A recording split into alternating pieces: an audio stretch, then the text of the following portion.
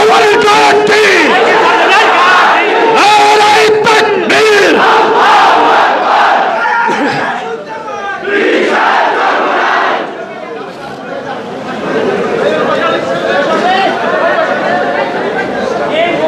আসসালামু আলাইকুম ওয়া রাহমাতুল্লাহি ওয়া বারাকাতুহু।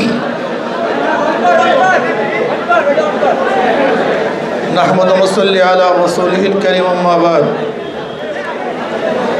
আউযু বিল্লাহি মিনাশ শাইতানির রাজীম। বিসমিল্লাহির রাহমানির রাহিম। ওয়া তিলকাল আইয়ামু নুদাবিলুহা বাইনান নাস। সাদাকাল্লাহুল আলিয়্যুল আযীম। সবাই বলে সাল্লাল্লাহু আলাইহি ওয়াসাল্লাম। ইসলামী আন্দোলন বাংলাদেশ বরিশাল মহানগর শাখা কর্তৃক আয়োজিত আজকে সম্মেলনের শ্রদ্ধাভাজন প্রধান অতিথি আমাদের সেরে তাজ ইসলামী আন্দোলন বাংলাদেশের আমির হযরত মাওলানা মুফতি মোহাম্মদ রেজাউল করিম পীর সাহেব হুজুর চরমরাই দামাত বরকাতুল আলিয়া, সভাপতি, সর্বস্তরের নেতা ও জনগণ ভাইয়ের আমার, ইসলামী আন্দোলন বাংলাদেশ কি ও কেন? ইসলামী আন্দোলন বাংলাদেশ বিশ্বাস করে শুধু দেশ, দল এবং নেতার পরিবর্তনের মাধ্যমেই মানুষের শান্তি আসতে পারে না, বৈষম্য দূর হতে পারে না।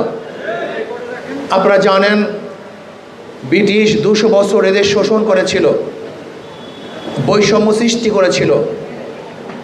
এই বৈষম্য দূর করার জন্যই ব্রিটিশদের বিরুদ্ধে দেশের মানুষ আন্দোলন করেছে, রক্ত দিয়েছে। ব্রিটিশ এদেশ থেকে বিদায় হতে বাধ্য হয়েছিল। ভেবেছিলাম বৈষম্য থাকবে না, মানুষ শান্তি মুক্তি পাবে। কিন্তু কি দেখলাম? ভারতের সংখ্যাগরিষ্ঠ মানুষ সংখ্যালঘু মানুষের সাথে বৈষম্য করছে।